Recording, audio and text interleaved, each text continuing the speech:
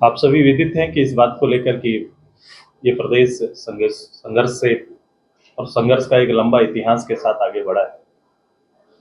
संघर्ष के जो आधार तैयार किए गए इस प्रदेश के गठन का, वो मूलतः यहाँ के जंगल जंगीन आधारित लोगों के जीवन स्तर में अमूलचूल परिवर्तन लाने का, राज्य के प्राकृतिक संसाधनों का उपयोग उनके जीवन स्तर को बदलने के लिए।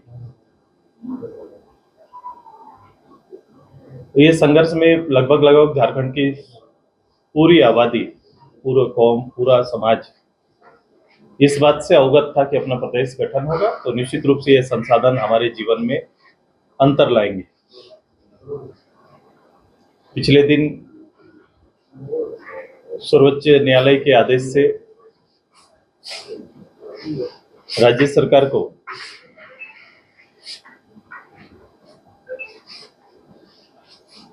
सेस लगाने का अधिकार प्राप्त हुआ कि राज्य सरकारें अपने राज्य के हितों की सुरक्षा के लिए ऐसा कर सकती। उसी पर केंद्र सरकार ने एमएमडीआर अधिनियम के तहत संशोधन लाया है कि अब क्योंकि जिस समय सर्वोच्च न्यायालय ने ये प्रावधान राज्य सरकार को दिया था, उस समय उन्होंने कहा था राज्य सरकार, केंद्र सरकार चाहे तो बिल ला सकती है। केंद्र सरकार ने बिल के रूप में लाया और सर्वोच्च न्यायालय से जो राज्य सरकार के जो अधिकार मिले, उसके तहत राज्य सरकार मिनरल लैंड सेस लगा सकती है।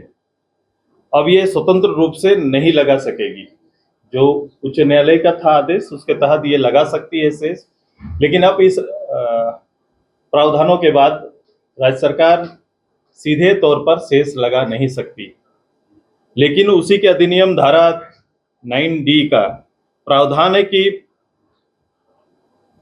जिस पर हमने कल केंद्रीय मंत्री को आग्रह किया है कि भारत सरकार से हमने आग्रह किया कि 9D के तहत भारत सरकार से अनुरोध है कि सिर्फ खनिज क्षेत्रों में रह रहे लोगों के लिए राशि का विशेष योजनाओं चलाने का शर्त के साथ राज्य सरकार को अनुमति प्रदान करें। ये हमने केंद्र सरकार के मंत्री जी से आग्रह किया है। ऐसा प्रावधान है कि शर्तों के साथ राज्य सरकारों को ये अधिकार दिया जा सकता है। खनिज क्षेत्र में अर्जित राजस्व का दुरुपयोग की बातें लगातार आ रही। आप जो सरकार वर्तमान है, डीएमटी फंड का उपयोग आप देख रहे हैं, 10,000 करोड़ से ज्यादा का घोटाले की खबरें प्रकाशित हुई। अब इस सरकार के चाल चरित्र और चेहरे को लगभग हम सभी झारखंडी पूरे सभी लोग अवगत हो गए और इसका जो चेहरा है वो अवैध खनन, नौकरी बिक्री और शराब घोटाले प्रमुख रूप से ये कैरेक्टर बन के इनका सामने आया है।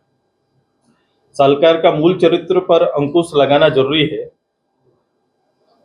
सेस का अधिकार देने से पहले जो अभी बातें चल रही है, उस क्षेत्र के बच्चों को हम हमेशा चाहते थे कि जिस क्षेत्र में माइनिंग का काम चल रहा है, ये सेस उस क्षेत्र में खर्च हो, वहाँ के लोगों के जीवन स्तर को बदलने पर हो, वहाँ स्कूल बेहतर चले, वहाँ पर बच्चों की पढ़ाई के लिए पोशाक, उनके कुपोषण से बचने के जितने भी उपाय हो सकते हैं उस क्षेत्र में बढ़ाना चाहिए। हेल्थ के अच्छे सेंटर खोले जाएं, रोजगार सृजन के आधार तैयार किए जाएं, बेस्ट ट्रेनिंग सिस्टम वहां पर आए, ये उस प्रभावित क्षेत्र में होना चाहिए।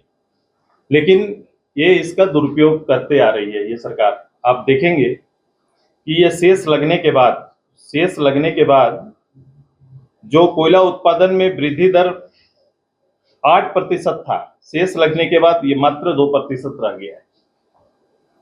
मतलब वो चाहते हैं कि ये जो कोयला का जो सेस या उत्पादन जो है, उत्पादन कम हो, अवैध बाजार तैयार हो और अवैध रूप से जो आरोप सरकार के खिलाफ था कि अवैध रूप से क्षेत्र का माइनिंग करके कमाई का जो तरीका अपनाया था, उस पर कहीं ना कहीं ये एक प्रतिबंध है।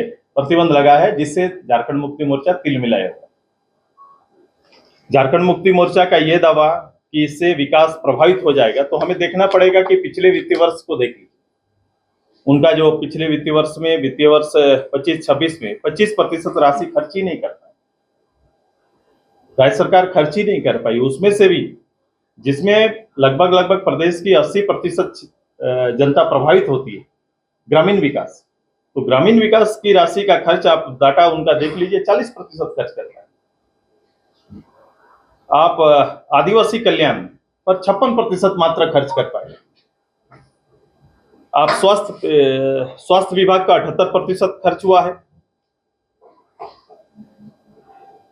पेयजल स्वच्छता का मात्र 56% का खर्च हुआ है। ये पिछला रिकॉर्ड है इस सरकार का। सरकार अगर ये कह रही है कि फंड की कमी हो जाएगी, तो सरकार अपने मूल बजट का लगभग 1.5 लाख करोड़ का जो बजट वो प्रावधान लेके आए थे, उसमें से 25% खर्च नहीं कर पाती है। बड़े जो कल्याणकारी डिपार्टमेंट, खासकर ग्रामीण विकास जैसे, जिसमें 80% जनता प्रभावित होगी, उसका मात्र 40% खर्च करते हैं। पेयजल स्वच्छता में मात्र 56% खर्च करते हैं। आदिवासी विकास में मात्र 52% खर्च होता है। लेकिन सरकार का कमीशन और उगाही वाले डिपार्टमेंट 90% खर्च है, जिसमें सरकार का उगाही वाला विभाग है, जिसमें धन उगाई जाती है सरकार की ओर से, उसमें 90% खर्च हुआ है। झामुमो ये कह रही है कि हम झारखंड और झारखंडियों के हितों के लिए आंदोलन चलाएंगे, नाकेबंदी करेंगे, ये उनका पॉलिटिकल एजेंडा हो सकता है। ये वो राज्य की जनभावनाओं को टकराव की स्थिति में ले जाना चाहते हैं। आजसू खन संपदा को लोगों के जीवन में बेहतरी के लिए झारखंड और झारखंडियों के हितों में सहयोग और संवाद की बात कर रही है कि राज्य सरकार अगर ईमानदार है तो सरकार अपने तथ्यों के साथ भारत सरकार से पहल करे। भारत सरकार से पहल करना चाहिए। आजसू डीएमएफटी के पैटर्न पर शेष लगाने के राज्य सरकार के अधिकार और उसके उपयोग के पक्षधर कि उस पैटर्न पर आप संसाधन का उपयोग करें। ये हमारा है कि हम अपने राज्य के संसाधन, राज्य मतलब किसी एक व्यक्ति का नहीं, राज्य का अपना जो संसाधन रहे, बना रहे, इसमें ज्यादा फंड राज्य के अधीनस्थ रहे, हम ज्यादा लोगों के हित के कल्याणकारी योजना चला सकें। लेकिन इस सरकार के साथ जो डाउट है, हमने उसको क्लियर किया है और इसी आधारित हमने कल भारत सरकार के आदरणीय खान मंत्री जी को एक चिट्ठी भी लिखा है और मैं बहुत जल्द उनसे मिलके इन शर्तों के साथ राज्य के लिए हम चाहेंगे कि वो शेष का रास्ता खोले जो 9D में आधारित। उन्होंने अपना मांग रखा, आंदोलन किया, सरकार ने अपने तरीके से मांग माना। छात्रों ने आंदोलन के लिए 2 महीने के लिए स्थगित किया। छात्रों, यही तो है अभी तक का निर्णय, इसी रूप से कह सकते हैं, उन्होंने स्थगित किया है। लेकिन सवाल यहाँ पर सरकार का है कि मेरा मानना है सरकार ने परीक्षाओं को रद्द किया है, ये न्यायिक समीक्षा में टिकेगा नहीं, क्योंकि सरकार के अधीनस्थ जेपीएससी है नहीं, तो निरस्त करने का अधिकार उन्हीं को था, ये सरकार ने किया है।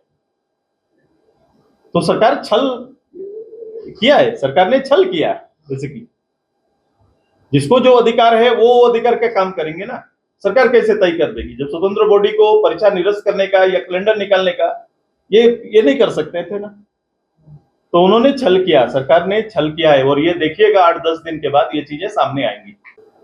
मामला पैसा लेके नौकरी बेचने का आया है, पैसा लेके नौकरी बेचने का मामला आया है, तो ये एक क्रिमिनल आपराधिक मामला है और आपराधिक मामला को देखने के लिए आपराधिक मामला को देखने वाली एजेंसी का चयन होना चाहिए।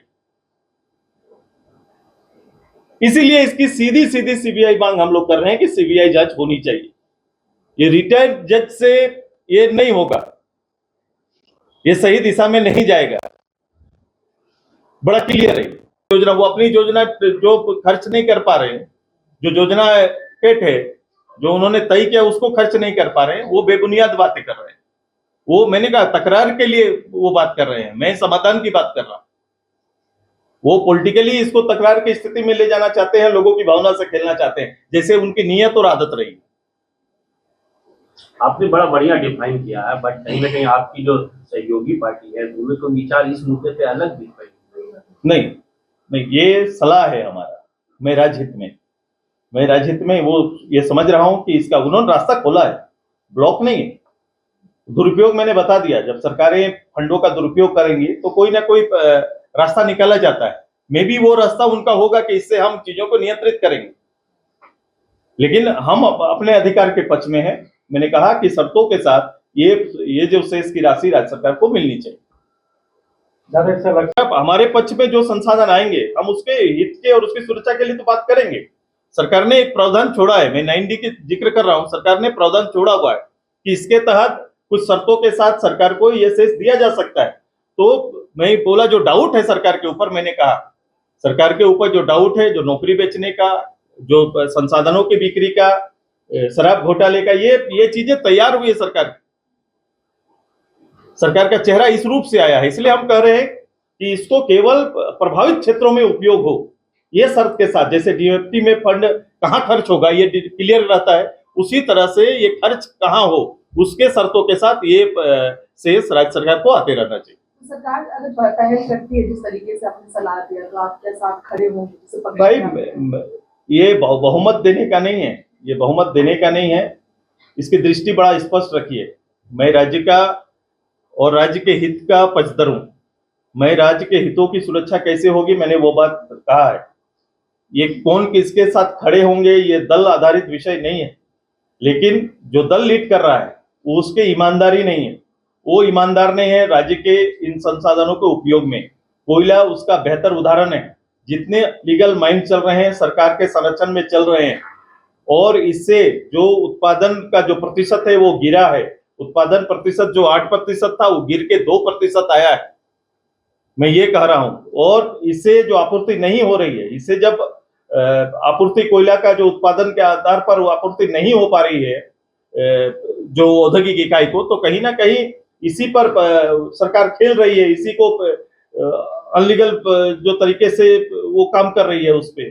भाजपा ये कह रही है कि इसका कोई नुकसान नहीं होगा जो मिला है, दावे कर रही है। भाई मैं तर्कों के साथ रखा, नुकसान कहाँ? अगर शेष ना मिलेगा तो एक बड़ी राशि राज्य को प्राप्त नहीं होगी, ये नुकसान है, ये नुकसान है। लेकिन दरवाजे सेंट्रल गवर्नमेंट ने खोल के रखे हैं। दरवाजे 9D मैंने कहा कि प्रावधान के तहत खुला हुआ है कि उसके तहत राज्य सरकार पहल करे। मैं भारत सरकार से ये बात कहने के लिए गया कि 9D का उपयोग करते हुए शर्तों के साथ शेष लगाने का अधिकार राज्य को दे, ये चाहते हैं, और उसकी निगरानी होनी चाहिए। जेएमएम की इसी मुद्दे जेएमएम